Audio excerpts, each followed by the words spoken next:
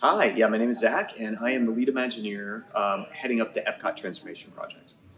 All right, and can you tell us? We toured the Connections Cafe earlier, which is one of the newest project, and we've been on the Guardians coaster a few times. Right? What else is coming? What can we look forward to?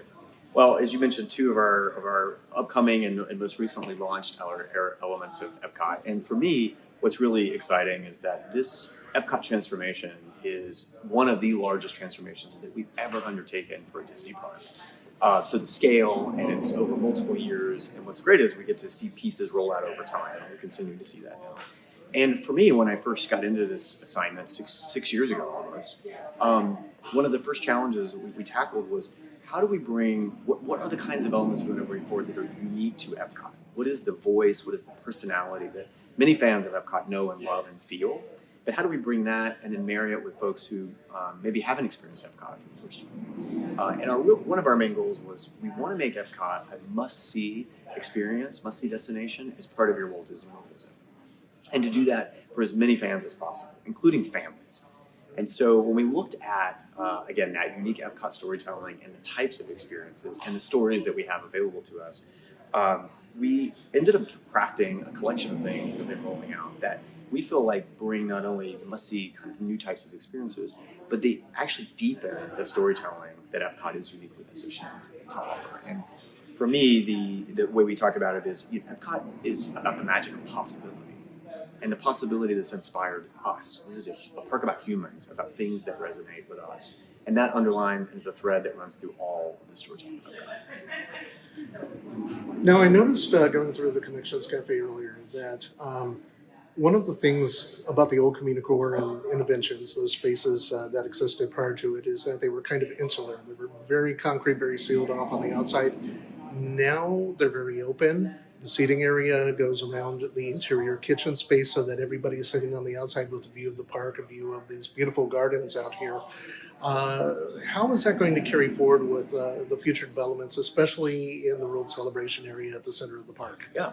Well, so you hit it spot on, right? This it's in the name. Connections Cafe and Eatery is all about connections, both physically, meaning I can actually see multiple destinations. I can see into these buildings. They're bright, they're transparent, but I can also, when I'm in that space, I can actually see out into all the destinations in the park.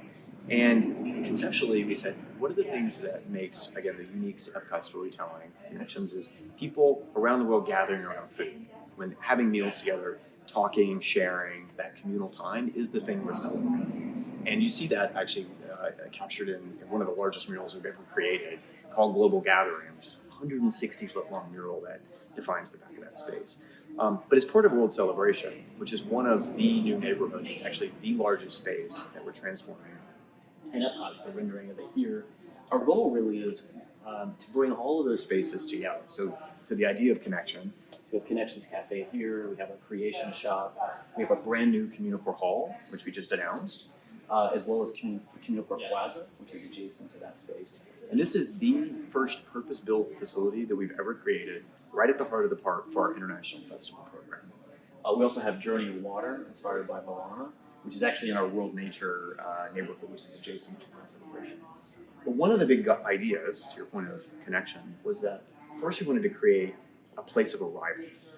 So as soon as you enter the park, you actually move under Spaceship Earth, which is both our icon and the gateway into the park, and you actually arrive in this space, which is an elevated plaza called Dreamers Point.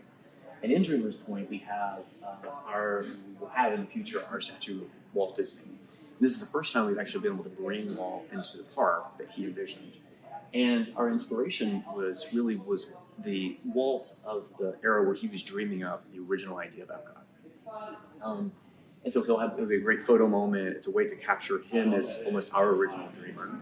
But really the feeling, the tone we want is everybody that comes to this place are dreamers. We're all thinking about what inspires us, what's possible. So he's just one of many dreamers who are in this unique space. Once you pass Dreamers Point, you move down into World Celebration Plaza.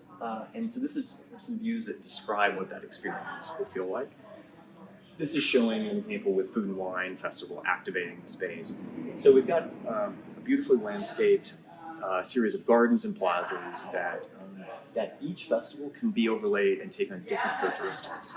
And that can be everywhere from, we have over 12,000 integrated lights that will also connect to our points of light that's on Spaceship Earth. So this entire space in the evening can take on completely different characteristics: music, lighting, programming. And again, it's both to create a destination, but then we have ways to activate this space. One of our other renderings shows how we think about entertainment as being a primary element that can take place in this space. And so within Communicore Plaza, we actually have multiple different stage venues that have different flexibility that can, all the way from intimate performances that play into World Celebration proper, all the way up to large-scale flexible entertainment installations. So this new area is called Communicore Plaza. And you've also brought back a lot of the older icons from the park, the pavilion icons, and created new ones which are based on that. How does how are you paying homage to the past while bringing it into the future? Yeah, so as I mentioned before, one of the things that's unique for EPCOT is that it has a personality, and that personality is defined in a lot of the designs, the design vocabulary, the textures of the park. It, as most folks of EPCOT or fans of EPCOT know, had its own font when it opened. It was a really distinct typeface that's used on all the signage. Our team actually brought that font back, actually updated it, created a whole new font family, and then we used that in all the signage. We actually even updated the park logo, the park signage that now it consistently runs across everything that you see. So it has a unified brand that's distinct to that park. But also, when we think about the design textures of the park, it's got amazing music. So when we think about background music and all that kind of the tone that you hear and feel gives you that energy of the park. Spaceship Earth is such a defining feature of the park, and so we've used that timeless geometry of Spaceship Earth as a cue to then create all kinds of different motifs and patterns that we use in a lot of the design, all the way down to the brand new tree grates. We have manhole covers, all these things, and you look closer, you'll see they're all custom designed with this kind of texture. Now, I know that the 1964-65 World's Fair had a big impact on the design of EPCOT circa 82. What I see coming in here is very reminiscent of the newer World's Fairs, including the one that just finished in Dubai. Have you used expos as an influence or reference, and what other references and influences have you used?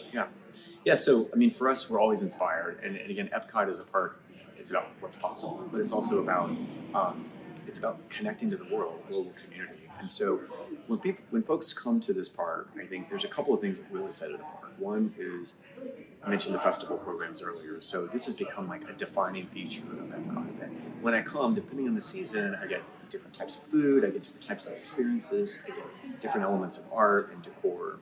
And so how that changes in seasons is not only a defining feature of the experience, so we've now incorporated that into how we design the park. And I think you mentioned expos. I think there's a lot of consistency in how you think about flexibility.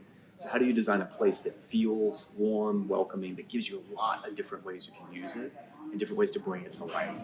So those are some of both from the technology and also just the techniques, are some of the things that actually have been part of EPCOT almost since it was created.